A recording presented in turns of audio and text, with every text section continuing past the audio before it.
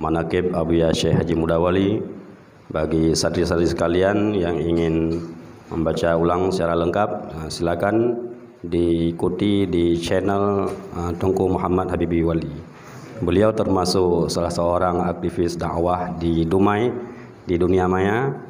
Jadi jangan lupa like, comment, share, and subscribe. Beliau termasuk salah seorang cucu Syekh Haji Mudawali, dan semoga beliau menjadi generasi penerus yang akan mendakwahkan Islam untuk seluruh umat.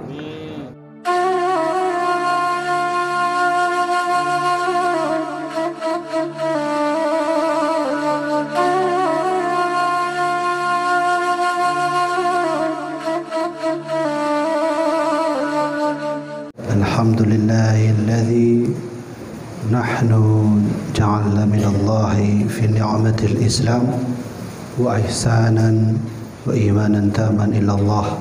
Asyhadu an la ilaha illallah wa asyhadu anna Muhammadan abduhu wa rasuluh la nabiyya ba'dah. Allahumma salli ala sayyidina Muhammad wa ala ali sayyidina Muhammad ba'du. Pertama-tama mari sama-sama kita panjatkan puji dan syukur kehadirat Allah Subhanahu wa taala dan kepada baginda Rasulullah sallallahu alaihi wasallam, juga kepada seluruh para tabi'in dan atba'u tabi'in, dan juga kepada seluruh para alim ulama mutaqaddimin dan mutaakhirin, wabil khusus untuk tuan guru besar kita yaitu Abuya di Kubah, dan kepada Abuya yang sudah ada di samping beliau, wabil khusus kepada pimpinan Dayah Darussalam, wabil khusus kepada wakil pimpinan Dayah Darussalam, kemudian kepada abang kandung yang saya hormati, Bang Amal Muhyiddin Wali, Abi Dayat Muhyiddin Wali, dan kepada seluruh cucu-cucu dan anak-anak almarhum Abuya ini rahmatillah Allah Subhanahu wa taala. Tak lupa kepada seluruh dewan guru dan santri-santri yang berbahagia pada malam hari ini. Insyaallah di sini saya akan membaca manaqib almarhum Abuya Mudawali Al-Khalidi, yang manaqib ini saya tulis hasil musyawarah saya, dialog saya dengan Abu Tumin Blamblahdih, dan musyawarah saya, dialog saya dengan Abu Daud Zamzami, dan hasil musyawarah saya, dialog saya dengan ayah kandung saya sendiri, Abuya Muhyiddin Wali, sewaktu kami mengaji dengan beliau. Dan manaqib ini juga saya kutip dari sebuah artikel kecil yang ditulis oleh Syekh Adnan Bakongan yang berjudul Syekh Muhammad Wali di mata Abu Adnan Bakongan. Saya mohon izin, saya akan membacanya. Mohon jika mungkin ada kesalahan, mohon dimaafkan. Jika ada salah redaksi juga mohon dimaafkan. Bismillahirrahmanirrahim. Sebelum engkau pulang ke negeri asalmu Malaysia, carilah seorang guru besar yang bernama Buya Mudawali. Beliau ulama besar yang tinggal di Aceh. Demikianlah pesan seorang ulama besar Makkah berkebangsaan Thailand bernama Tuan Guru Baba Haji Hussein kepada salah satu muridnya. Tepat tahun 1995, seorang pencari ilmu datang mencari seorang ulama bernama Buya Mudo dari Makkah menuju ke Aceh. Kisah ini berawal setelah sang murid itu belajar 5 tahun di Makkah dan meminta izin pulang ke negeri asalnya, Malaysia. Namun niat kepulangan ini ditunda karena sang guru bernama Tuan Guru Baba Haji Hussein itu menitip pesan untuk bersafar menuju Aceh dan mencari seorang bernama Buya Mudo. Gurunya berpesan, jika sudah bertemu Buya, maka lanjutkan menuntut ilmu kepada dirinya. Mendengar pesan guru beliau inilah, sang murid menyiap diri dari segala bekal keberangkatan, mengarah ke Aceh, mengikut petuah pesan sang guru kepada dirinya. Setelah usai semua bekal dan persiapan niat yang penuh, maka sang murid pun mulai bersafar dari kota Makkah menuju Indonesia dengan lika-liku sulit dalam perjalanan karena transportasi yang sangat terbatas. Singkatnya, beliau pun tiba ke tempat tujuan yang dicari, dan tentu hati menggebu-gebu pastinya, karena sebentar lagi beliau akan berjumpa dengan Buya Mudawali seperti mana yang diharapkan gurunya. Kemudian tepat pukul 3 dini hari, sang murid tiba di Dayah Darussalam. Namun alangkah terkejutnya, beliau melihat terdapat kuburan mulia yang berada di bawah kubah keilmuan. Ternyata Buya Mudo telah lama tiada. Lantas sang murid itu pun duduk membaca doa dan tahlil untuk sang ulama besar Buya Mudo. Ketika pembacaan doa usai, sang murid dikejutkan kembali saat melihat seorang bersorban di dalam sebuah masjid sedang duduk memegang kitab sambil ditemani oleh banyak para murid-muridnya. Pukul 3 dini hari itulah beliau berjumpa dengan Abuya Muhibbuddin Wali sedang memegang kitab, mengajarkan kitab kepada murid-muridnya. Maka disinilah awal mula Tengku Jauhari Malaya belajar di Darussalam kepada Abuya Doktor. Demikianlah kisah singkat sang murid Makkah mengenali pertama kali nama Buya Mudo di negeri Makkah, hingga ia berkelana mencari Abuya Syekh sampai akhirnya menetap menuntut ilmu di Dayah Darussalam kepada anak beliau, yaitu Abuya Muhibbuddin Wali. Mulai saat itulah sang murid Makkah selalu bersama Abuya Doktor untuk menemani dakwah Abuya dimanapun berada. Inilah Abuya Syekh Muhammad Wali Al-Khalidi, nama seorang yang berkah, lagi seorang alim yang diberkahi pula. Hampir tidak ada dayah atau pesantren Aceh yang tidak bersanad keilmuan melainkan kepada Abuya Muhammad Wali Al-Khalidi. Beliau adalah ulama besar dari tanah Rencong yang keharuman keilmuannya dapat dicium oleh negeri Makkah dan Madinah. Dahulu ada seorang ulama ahli hadis dan tarekat dari Madinah. Beliau jugalah salah seorang dari keturunan Nabi Muhammad SAW. Di masanya, nama Abuya Muda telah lama mengiang di kepala beliau.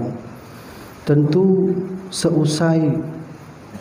sesuai dengan apa yang telah diceritakan oleh sang ayah, yaitu Sayyid Alwi Al-Maliki kepadanya. Maka sang anak, yaitu Abuya Sayyid Muhammad Alwi Al-Maliki, sangat terkagum dengan kealiman Abuya Muda, sang ulama besar dari negeri Indonesia, yang dahulu pernah bertemu dan berbincang dengan Sayyid Ali Al-Maliki di Makkah. Mungkin inilah alasan mengapa di kemudian hari Abuya Sayyid Al-Maliki memberikan seluruh ijazah penuh kumpulan sanad dan matan hadis serta seluruh ijazah tarekat Muqtabarah kepada anak tertua Abuya Mudo, yaitu Abuya Muhibbuddin Wali, saat keduanya berada di Madinah. Begitulah ta'zim Syekh Sayyid Alwi Al-Maliki Al-Hasani kepada Tuan Guru Buya Mudo dengan wasilah kepada anak tertua beliau selalu saat itu, yaitu Sayyid Muhammad.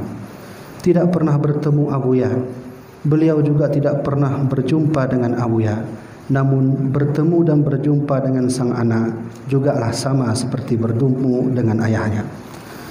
Inilah Abuya Mudo, sang pahlawan agama yang memiliki peran dan pengaruh besar tidak hanya untuk masyarakat biasa, namun juga untuk perjuangan bangsa ini. Bagaimana tidak, bahwa gambar Abuya yang selama ini kita lihat itu terletak di media-media yang hari ini bisa kita lihat. Apalagi beliau bersama Soekarno yang dipotret pada tahun 1950-an menjadi bukti bahwa pengaruh beliau juga dibutuhkan oleh bangsa dan negara ini. Inilah Abuya Mudawali Al-Khalidi. Beliau akan terus dikenang oleh siapapun dan kapanpun. Jasa beliau inilah yang kemudian hari oleh pemerintah Aceh memberi gelar khusus kepada Abuya dengan sebutan Bapak dan Tokoh Pendidikan Aceh dalam sebuah piagam gubernur bernomorkan 002-39345 pada tanggal 2 September 2008. Sungguh luar biasanya Allah meninggikan derajat Abuya Mudawali kita. Beliau bukan orang kaya atau orang yang banyak harta. Beliau bukanlah orang yang mengharap pengaruh dan meminta pengaruh. Beliau bukanlah orang yang mencari kebutuhan, walau beliau selalu dibutuhkan orang. Beliau jugalah bukan orang yang suka memamerkan ilmu, juga sombong terhadap ilmu. Semua sifat-sifat itu sirna dalam tubuh Abuya melalui ketawadauan beliau pada Allah dan siapapun. Beliau sangat rendah diri, selalu dekat dengan siapapun dan dimanapun.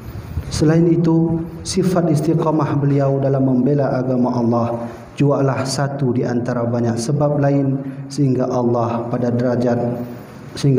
mengangkat Abuya pada derajat yang lebih baik dan tinggi. Dari sinilah kita tahu menjadi seorang ulama itu seperti mana yang telah dikatakan oleh Imam Ibnu Mas'ud. Beliau berkata, "Laisal ilmu an kathratil hadis, walakinnal ilma an kathratil khasyah." Ulama itu bukanlah pada mereka yang banyak hafalan hadis, akan tetapi ulama itu adalah mereka yang takut kepada Allah Subhanahu wa taala. Alhamdulillah, kita punya ayah rohani dan jasmani seperti beliau, baik untuk di Aceh bahkan untuk bangsa ini. Tidak dapat dipungkiri, peran Abuya untuk Aceh sangatlah kuat. Hal ini dapat dibuktikan terdapat banyaknya murid-murid beliau yang membuka pesantren dan dayah pada setiap daerah, baik desa dan kampung. Demikian jugalah bangsa ini. Pengaruh Abuya juga dipakai oleh Presiden Soekarno untuk kemajuan dan kebangkitan negara secara kafah. Dan hal ini pun dapat dibuktikan dengan terdapatnya gambar Abuya dan Soekarno di media-media globalisasi saat ini. Demikianlah Allah memberi anugerah kepada Abuya untuk kita semua. Hal inilah yang membuat kita semua juga harus berterima kasih kepada sang ayah Abuya yang telah menjaga beliau sejak kecil hingga dewasa. Abuya Mudawali menjadi seorang ulama besar jugalah tak lepas dari peran kasih sayang sang ayah untuk Abuya. Demikian halnya ibu beliau dan kakak-kakaknya. Bentuk prihatin, kasih sayang dan kecintaan semua keluarga kandung beliau inilah yang membuat Abuya Muda menjadi seorang yang sangat dikagumi banyak orang dan dikenang sampai kapanpun. Sejak kecil Abuya, sang ayah Syekh Muhammad Salim selalu menjaga Abuya dan mendidik beliau dalam semua bidang agama. Abuya dikala itu selalu dalam pantauan sang ayah dan tidak pernah sedikit pun mata berkedip untuk menjaga buah hatinya. Ada alasan mengapa begitu beratnya cinta rindu ayah pada Abuya. Hal ini karena Syekh Muhammad Salim mempunyai firasat mendalam bahwa kelak anak terakhirnya ini akan menjadi seorang ulama besar dan menjadi panutan bagi yang lainnya. Firasat kuat sang ayah ini bermula saat di mana beliau pernah mengalami kejadian aneh saat sebelum lahirnya Abuya Muda. Cerita ini bermula saat ibunda Abuya, Ummi Siti Janadat, sedang mengandung. Syekh Muhammad Salim kala itu pernah bermimpi melihat bulan indah dan besar bersinar di atas langit yang dipenuhi bintang-bintang berkelap-kelip. Kisah ini disaksikan langsung oleh Syekh Adnan Mahmud Bakongan dalam sebuah catatan kecil beliau bernama Abuya Muhammad Wali dalam pandangan Abu Adnan Bakongan. Kisah mimpi sang ayah Abuya ini ditulis Syekh Adnan sebagai berikut. Pada waktu saya, yaitu Tengku Syekh Haji Adnan Mahmud, masih duduk di kelas 3 SR, Syekh Muhammad Salim datang berkunjung ke rumah kami di Suwak Berumbang.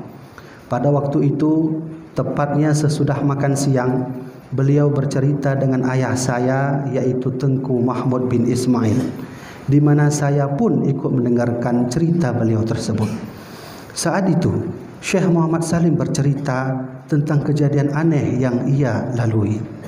Beliau bercerita, pada suatu malam, saya bermimpi jatuh bulan dari langit ke haribaan saya. Kemudian ada suara yang menyuruh saya untuk memakan bulan itu. Maka saya makanlah bulan itu. Namun baru kira-kira sepertiganya saya memakan bulan itu, jatuhlah bulan itu ke bumi. Kemudian beberapa malam setelah itu saya bermimpi lagi, yaitu mimpi yang sama, jatuh bulan dari keharibaan saya.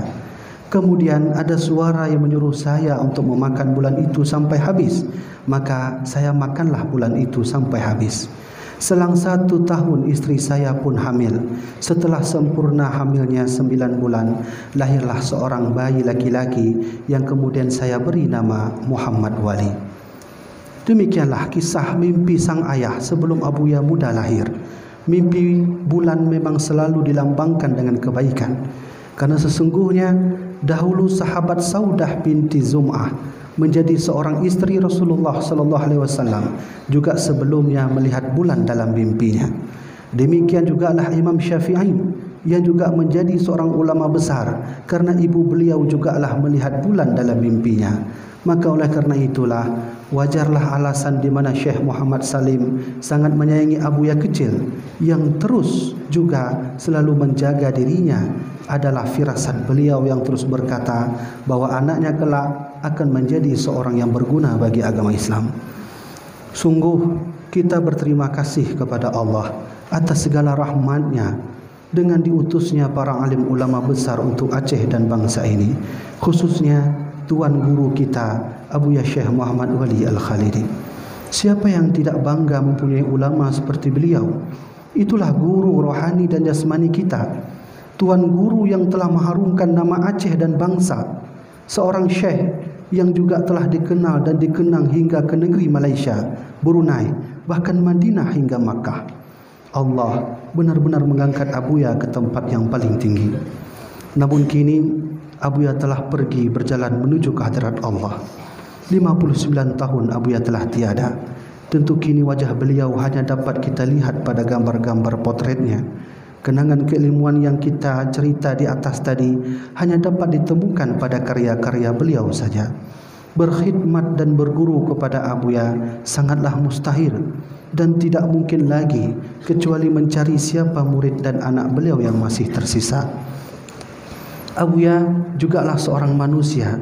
Ada masa di mana beliau hidup dan berjaya juga ada masa di mana beliau harus meninggalkan semua. Kini Abuya telah lama pergi dan berjumpa dengan kekasih tersayangnya, yaitu Rasulullah sallallahu alaihi wasallam. Di sanalah Abuya duduk bercengkrama bersama kekasih tercinta sambil menatap keindahan sinar cahaya Allah, Sang Maha Hidup yang menguasai segalanya. Ada banyak cerita Abuya tentunya yang dapat disampaikan dalam catatan ini. Ada banyak sejarah tentunya yang perlu diabadikan dari Abuya Muda Wali. Ada banyak hikmah dari Abuya yang perlu kita pelajari. Tulisan ini hanyalah bentuk nostalgia singkat kita kepada Abuya. Ternyata Abuya yang hanya berumur 44 tahun dapat mencetak kadar ulama melebihi 44 orang. Inilah Imam Nawawinya Aceh. Walau keduanya sangat muda, namun kenangan keduanya selalu diabadikan hingga sepanjang masa. Kita tentu sangat ingin berkhidmat dan mencari berkah dari Tuan Guru kita, namun tidaklah mungkin karena beliau telah pergi untuk selama-lamanya dan tidak akan pernah lagi kembali. Namun ketahuilah, beliau meninggalkan anak dan cucu-cucunya.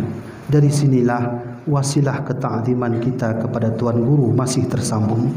Menghormati anak dan cucunya sama juga menghormati Tuan Guru kita. Karena beliau, karena melalui darah dan doa Tuan Guru untuk setiap anak dan cucu beliau yang menjadi sebab keberhan ilmu kita menjadi bermanfaat. Demikianlah pesan Imam Malik mengajari kita kepada semua ini. Beliau berkata, ta'allamal adaba qabla an ta'allamal ilmi. pelajarilah adab sebelum engkau mempelajari suatu ilmu. Seperti mana perkataan Imam Malik rahimallahu ta'ala, adab merupakan suatu kewajiban yang harus dituntut sebelum rencana menuntut ilmu. Tentu maksud dari makna adab di sini sangatlah banyak sekali. Namun satu di antara banyak itu adalah menghormati dan menjaga perasaan dari setiap anak-anak Abuya Mudawali dan cucu-cucu beliau jugalah bentuk daripada kita mengambil berkah keguruan kepada Tuan Guru. Maka demikianlah dayah yang kita tinggal hari ini, tempat keilmuan dan sumber berkah Abuya yang masih ada untuk kita semua. Inilah dayah yang Abuya beri nama Darussalam, yang artinya tempat yang selamat. Selamat hati, selamat ilmu, selamat akidah, selamat jiwa, selamat dunia, dan selamat akhirat. Disinilah dayah Abuya pertama kali dibangun olehnya setelah kembali menunaikan ibadah haji dari Makkah pada tahun 1942. 3 tahun sebelum kemerdekaan Indonesia diresmikan. Mulai dari sinilah para mengalim ulama Aceh dahulu menuntut ilmu hingga mereka ikut membantu menyebarluaskan perjuangan Abuya untuk membangun dayah ke seluruh Aceh. Di antara para murid-murid Abuya pada generasi pertama adalah pertama Abuya Syekh Mudawali Muhibbuddin Wali, kedua Syekh Marhaban Kurungkali, kemudian Abuya Aidrus Kampar, Abu Muhammad Amin atau Abu Tumim Damlahdih, kemudian Abu Adnan Bakongan, Abu Abdul Aziz Samalanga, Syekh Hasan Abati, Abu Jailani Musa, Abu Ibrahim Lamno, Abu Tanoh Merah, Abu Matangkeh, Abu Kamarudin Badar, Abu Za'far Lailun, dan Abu Daud Zamzami. Masya Allah, Abuya memanglah hebat di mata kita semua. Beliau berumur muda namun dapat mencetak kader ulama melebihi masa umur yang beliau miliki. Kini kita bisa melihat banyaknya dayah dan pesantren di Aceh. Sesungguhnya hampir 80%-nya berasal dari sanad keilmuan kepada Abuya Muhammad Wali Al-Khalidi. Sungguh Allah benar-benar menempatkan Abuya ke tempat yang lebih tinggi. Benarlah firman Allah bahwa orang yang memiliki ilmu dan mengamalkan ilmu yang dimilikinya akan ditinggikan Allah kepada derajat setinggi-tingginya. Allah berfirman di dalam Al-Quran, yarfa'illahu alladhina amanu minkum walladhina utul ilma darajatin wallahu bima ta'amaluna khabir. Allah akan meninggikan orang-orang yang beriman di antaramu dan orang-orang yang diberi ilmu beberapa derajat, dan Allah Maha mengetahui apa yang kamu kerjakan. Kini Abuya telah tiada. Selamat jalan Tuan Guru kami. Di dayah inilah kami selalu akan mengenang dirimu, dan setelah dari sinilah jua kami akan berjuang seperti mana dirimu dan murid-murid pertamamu. Segala pesanmu akan kami ingat wahai Abuya. Segala perjuanganmu akan kami kenang wahai Abuya. Segala petuahmu akan kami simpan dalam setiap ingatan yang insya Allah tidak akan pernah kami hilangkan. Doakan kami Abuya di Kubah. Kami yakin engkau hidup dan ruhmu tentu akan selalu memantau pada setiap keadaan kami. Tentu ke depan perjuangan Islam yang akan kami lalui akan lebih berat dan sulit untuk dihadapi. Namun apapun keadaan dan kondisinya, semangat kami ada pada doamu wahai Tuan Guru kami. Doakan kami wahai Abuya di Kubah. Estafet perjuanganmu akan kami terus jaga dan kelak akan kami lanjutkan sesuai kemampuan yang kami miliki. Selamat beristirahat wahai Abuya Syekh Muhammad Wali Al-Khalidi Asy-Syafi'i. Salam hormat kami semua untukmu. Syai'un lillahi lahumul Fatihah. Warahmatullah. A'udzu billahi minasyaitonir rajim. Bismillahirrahmanirrahim. Alhamdulillahi rabbil alamin. Ar-Rahmanir Rahim.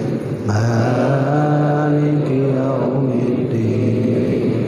Iyyaka na'budu wa iyyaka nasta'in. Ihdinas siratal mustaqim.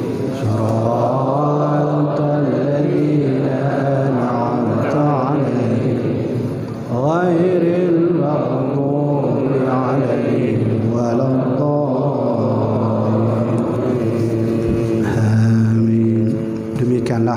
manakib yang dapat saya baca dan saya sampaikan. Mungkin jika ada beberapa kata pepatah yang mungkin saya sampaikan salah, mohon dibetulkan, dan redaksi yang mungkin salah juga mohon dibetulkan.